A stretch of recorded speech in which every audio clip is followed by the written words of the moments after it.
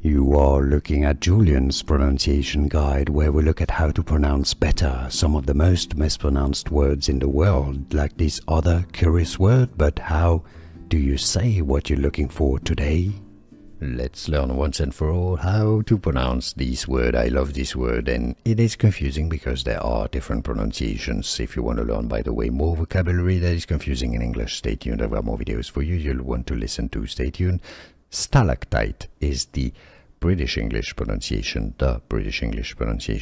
Stalactite, a stress on the sta syllable, as you've heard. Stalactite. Now, the Americans say it as stalactite, okay? So it's a st sound, not sta anymore. Stalactite.